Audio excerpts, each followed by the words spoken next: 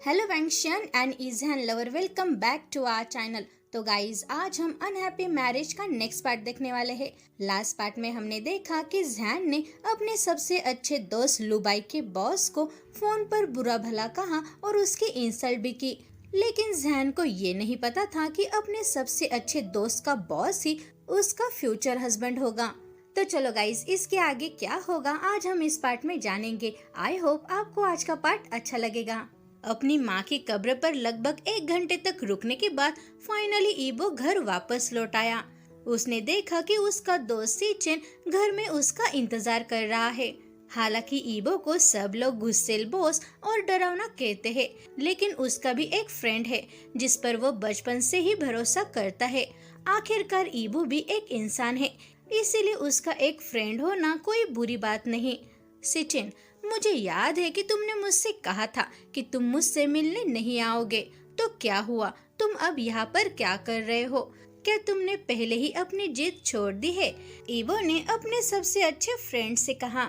मैंने सुना कि मेरे फ्रेंड की शादी हो रही है और मैं इतना अच्छा मौका कभी भी नहीं छोड़ूंगा। ईबो, अब मुझे अपने लाइफ पार्टनर के बारे में बताओ। क्या वो खूबसूरत है और आपको जैसा चाहिए था बिल्कुल वैसा है? सिचिन ने एक्साइटेड होकर पूछा। उसकी बातों पर ईबो ने बस आह भरी और अपना सिर हिला दिया। यदि आप मुझे गौर से देखेंगे तो क्या मैं किसी ऐसे पर्सन की तरह दिखता हूँ जिसे अपने लिए लाइफ पार्टनर की जरूरत है? ये सब मेरे दादा दादी का किया हुआ है। वो मुझे किसी अननोन पर्सन के साथ शादी करने के लिए मजबूर कर रहे हैं जिसे मैंने पहले कभी देखा नहीं। मैं सच में इससे थोड़ा नाराज हूँ, ईबो ने जवाब दिया और आह भरी। ईबो को सच में रिश्ते, प्यार या परिवारक नामक इन चीजों में कोई भी दिलचस्पी नहीं है। वो सिर्फ ये नहीं समझता कि उसके दादा दादी उसे इन सब चीजों के लिए क्यों मजबूर कर रहे हैं, और सच में ये सब उसे बहुत परेशान करने वाला है। और ईबो को ऐसा करने के लिए मजबूर किया जा रहा है जो वो बिल्कुल भी करना नहीं चाहता। अरे ईबो यार, तुम खुश रहा करो, कल तुम्हारा बड़ा दिन है। तुम्हारा अच्छा भाई होने के नाते मैं तुम्हारा साथ दूंगा, सिचिन ने कहा। फिर उन दोनों ने सब्जेक्ट को चेंज कर दिया और वो बिजनेस रिलेटेड बातें करने लगे। दूसरी ओर जैन सच में बहुत घबराया हुआ था। वो नहीं जानता था कि उसके आगे क्या लाइफ की योजना बनाई गई है। वो बस उम्मीद कर रहा है कि वह कम से कम इस सब से बच जाएगा। कम से कम उसका सबसे अच्छा दोस्त लुबाई उसके पास था, इसीलिए वो ज्यादा घबराया हुआ नहीं था। दोनों ने एक आलीशान विला में अपनी रात बिताई। वहाँ कुछ सर्वेंट्स और मेकअप आर्टिस्ट भी थे जो दूसरे दिन जैन को पार्टी के लिए रेडी होने में हेल्प करेंगे। दूसरे दिन जागने पर जैन को शादी के रजिस्टर ऑफिस में जाने के समय से 2 घंटे पहले तैयार होने के लिए चीजें दी गई। लुबाई ने जैन को कपड़े चेंज करने में हेल्प की। हालांकि कपड़े जैन को बहुत अच्छी तरह से फिट थे, लेकिन फिर भी वो कपड़े बहुत ज्यादा महंगे लग रहे थे। वो केवल मैरिज रजिस्टर ऑफिस में मैरिज सर्टिफिकेट पर साइन करने जा रहा है। वो मॉडलिंग या कुछ और नहीं करने जा रहा था। उसे सच में इतने महंगे कपड़े पहनने की जरूरत नहीं है। उससे इतने महंगे कपड़े क्यों दिए गए? जैन ने अपने आप से ही कहा। थोड़ी देर के बाद एक कार आई जो जैन और लुबाई को मैरिज ऑफिस तक ले गई। कार से बाहर निकलते ही जैन ने 2 बूढ़े लोगों को देखा जिसे उसने पहले कभी नहीं देखा था, और वे उसका आने का इंतजार कर रहे थे। वे दोनों जैन को देखकर खुश हो गए, खासकर जब उन्होंने देखा कि जैन तस्वीरों से ज्यादा असलियत में काफी ज्यादा खूबसूरत लगता है। दूसरी तरफ लुबाई भी 2 बूढ़े लोगों को देखकर हैरान रह गई। उसने जैन की शर्ट खींची और जैन से फुसफुसाने लगा। अरे जैन, ये दोनों काफी ज्यादा फैमिलियर लग रहे हैं। ऐसा लगता है कि मैंने उन्हें कहीं देखा है, और देखो तो वे तुम्हें भी देख रहे हैं जैसे वे तुम्हें जानते हैं, लुबाई ने अपने सबसे अच्छे दोस्त को बताया। अरे बात करना बंद करो, जैन ने जवाब दिया और उनकी ओर चलना जारी रखा। जैन मेरी जान, तुम बहुत खूबसूरत लग रहे हो। आओ और हमारे साथ यहाँ बैठ जाओ। मैं तुम्हारे हस्बैंड का दादा हूँ और ये मेरी वाइफ है। आज से हम तुम्हारे दादा दादी भी बनने जा रहे हैं। बूढ़े वैंग ने, जो जैन से बात करने के लिए इंतजार नहीं कर सकता था, उन्होंने जैन के पास आने के तुरंत बाद कहा। जैन ने मुस्कुराते हुए उन दोनों को रिस्पेक्टफुली बो किया। उसके बाद वो भी उनके पास बैठकर अपने फ्यूचर हस्बैंड का आने का इंतजार करने लगा। लुबाई ने दो बूढ़े लोगों को देखा और उसकी हिम्मत उसे बताती रही कि उसने इन दोनों को कहीं देखा है, लेकिन वो याद नहीं रख सका। अगर वो ज़ैन जितना होशियार होता तो वो उन दोनों को याद कर सकता था, लेकिन अफसोस की बात यह है कि वह किसी तरह से भुलक्कड़ है। ज़ैन और ईबो के शादी के लिए 1 घंटा बीत गया था, लेकिन ईबो अभी तक वहाँ नहीं आया था। इसलिए बूढ़ा आदमी परेशान हो गया और वो ईबो को कॉल करने ही वाला था। तभी अचानक डोर ओपन हुआ और उसने देखा कि उसका पोता सिचन के साथ मिलकर अंदर आ रहा है। लुबाई ने देखा कि उसके सामने कौन था। तभी उसे पता चला कि ये दो बूढ़े अपने बॉस के दादा दादी है, और अगर वो गलत नहीं है तो उसका बॉस ही उसके सबसे अच्छे दोस्त का हस्बैंड बनने वाला है। ये सब जानकर लुबाई की आंखें पीछे मुड़ गई और वो जहाँ बैठा था वही जम गया, जैसे कि वो बेहोश हो गया हो।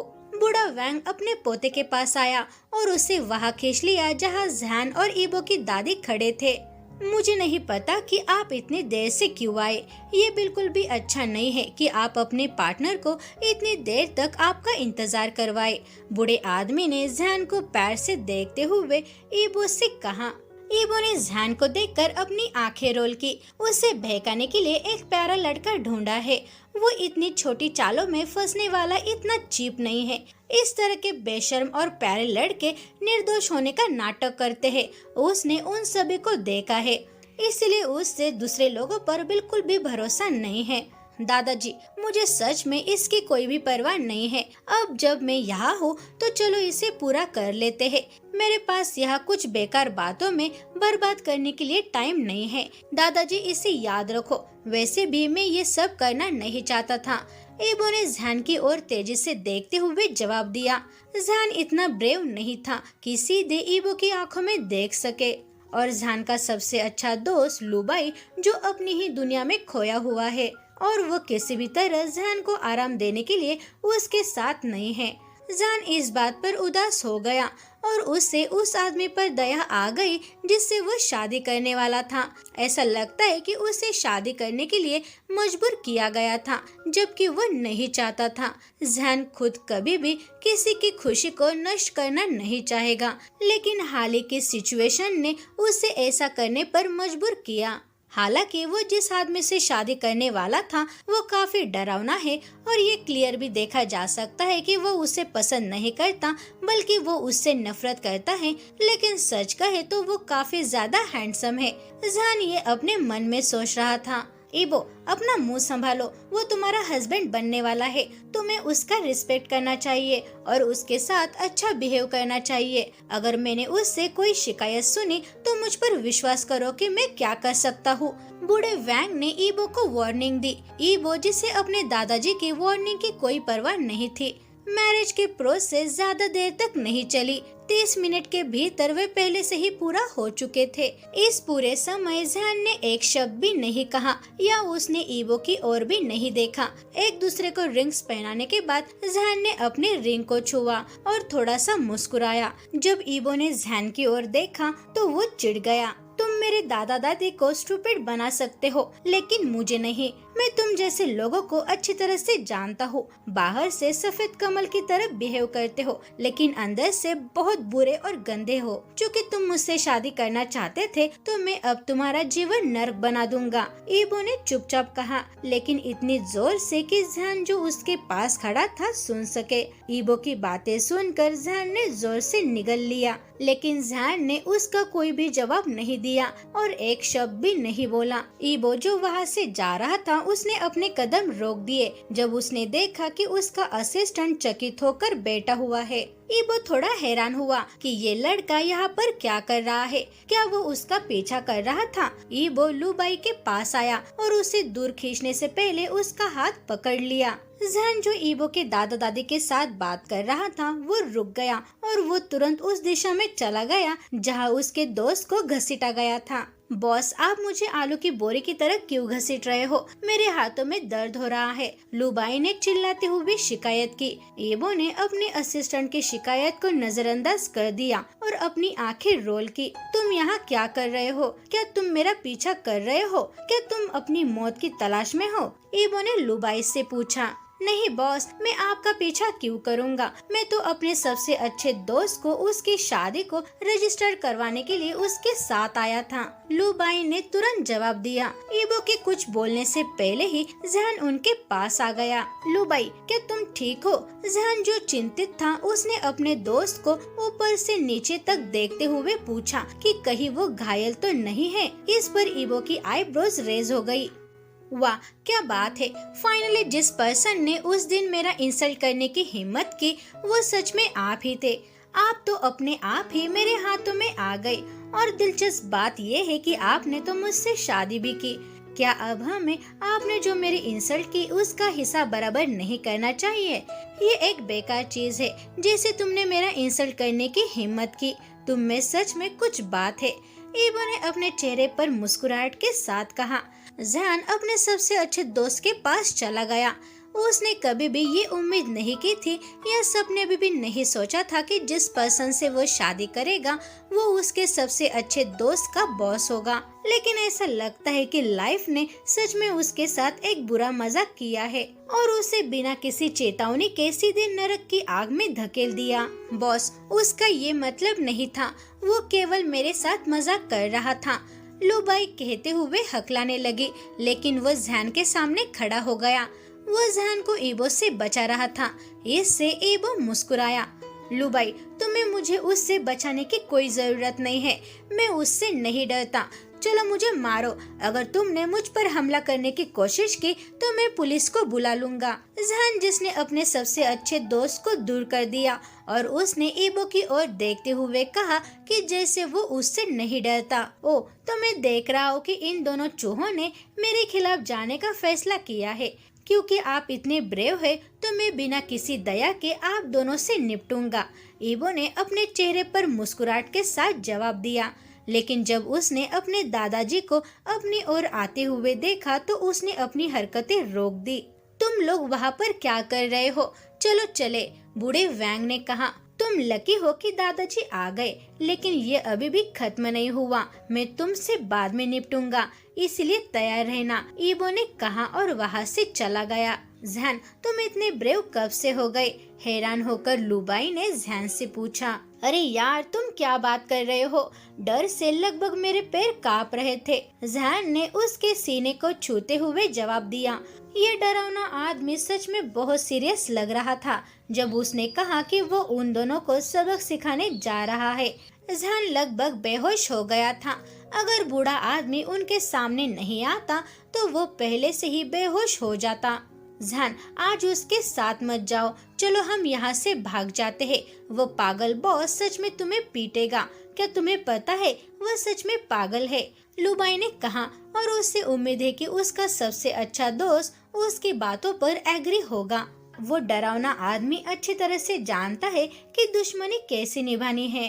लू बाई ने अपने मन में सोचा, यार देखो, मैं पहले से ही शादीशुदा हूँ। भले ही आज मैं भाग गया, लेकिन कानूनी तौर पर मैं उसका हस्बैंड हूँ। और याद रखो कि मैं ये सब अपनी माँ के लिए कर रहा हूँ। मैं अपनी माँ को खोने के अलावा सब कुछ सह सकता हूँ और इस बात पर पछताने में पहले से ही देर हो चुकी है। जाने दो, वे लोग हमारा इंतजार कर रहे हैं, जहान ने जवाब दिया। उसके बाद वे दोनों उन लोगों के पास गए जो उसका इंतजार कर रहे थे। बूढ़े वैंग ने जहान को ईबो के कार के अंदर ईबो के पास बैठाया। लू बाई, जो अपने सबसे अच्छे दोस्त के साथ जाना चाहता था, उसे बूढ़े वैंग ने रोक दिया। न्यू कपल को थोड़ा अकेले रहने दो और एक दूसरे के बारे में जानने दो। आओ इस बूढ़े के साथ ड्राइव करो, ओल्ड वैंग ने लू बाई से कहा, जो इस जानवर के साथ अपने सबसे अच्छे दोस्त को छोड़ने के लिए तैयार नहीं था। जिस तरह से उसका बॉस जहान को देख रहा है, इससे उसे पता चलता है कि वो अपने सबसे अच्छे दोस्त के लिए कुछ करने का प्लान बना रहा है। जहान, क्या तुम्हें यकीन है कि तुम ठीक हो जाओगे? अगर कुछ भी होता है तो चिल्लाओ और मैं तुम्हें प्रोटेक्ट करने आ जाऊंगा, लू बाई ने जहान से कहा। उसे इसकी परवाह नहीं है कि उसका बॉस उसके बारे में क्या सोचेगा। भले ही उसकी नौकरी चली जाए, इससे कोई फर्क नहीं पड़ता। अगर उसे अपने काम और अपने सबसे अच्छे दोस्त के बीच चुनना होगा तो वो बिना सोचे समझे अपने सबसे अच्छे दोस्त को चुन लेगा। लू बाई, तुम दादाजी के साथ जाओ, मैं ठीक हूँ, मुझे कुछ नहीं होगा, मुझ पर भरोसा करो। जैन ने अपने दोस्त को एश्योर करते हुए कहा और उसे जाने के लिए इशारा किया। लुबाई के पास जाने के अलावा कोई भी ऑप्शन नहीं था। जैसे ही लुबाई चली गई, ईबो ने जैन का जबड़ा पकड़ लिया और जैन को उसका सामना करने के लिए मजबूर किया। ऐसा लगता है कि आप मेरे असिस्टेंट के बहुत करीब है। क्या आप दोनों एक दूसरे से प्यार करते हैं और आपको अलग होने के लिए मजबूर किया गया है?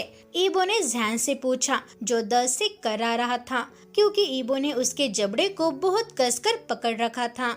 वो मेरे लिए एक भाई की तरह है, हमारे बीच ऐसा कोई भी रिश्ता नहीं है, मुझे जाने दो, तुम मुझे चोट पहुंचा रहे हो। जहन ने जवाब दिया और ईबो के हाथों से फ्री करने के लिए थोड़ा सा स्ट्रगल किया, जो उसका जबड़ा तोड़ना चाहता था। तुम्हें क्या लगता है कि मैं तुम्हारे मासूम एक्ट का शिकार हो जाऊंगा? बस तब तक इंतजार करो कि जब तक मैं अपने दादा दादी को यह न दिखा दूं कि तुम कितने बेशर्म और दिखावा करने वाले लड़के हो। ईबो ने गुस्से से चिढ़ते हुए कहा और उसने जैन को छोड़ दिया। जैन, जिसने खुद को रोने से रोकते हुए अपनी दर्द भरे चिन को पकड़ लिया। तुम अब बात क्यों नहीं कर रहे हो? मेरे पास तुम्हारे लिए एक बहुत अच्छा ऑफर है। क्योंकि तुम अब पैसों के पीछे होंगे तो मैं तुम्हें बहुत सारा पैसा दूंगा और तुम्हारे परिवार के साथ उस बेकार के जीवन को बचाऊंगा। बस मुझे तलाक दे दो। तुम मेरे बारे में क्या सोचते हो? मैं शब्दों का बहुत पक्का आदमी हूँ। ईबो ने कहा, मुझे आपके पैसों की जरूरत नहीं है,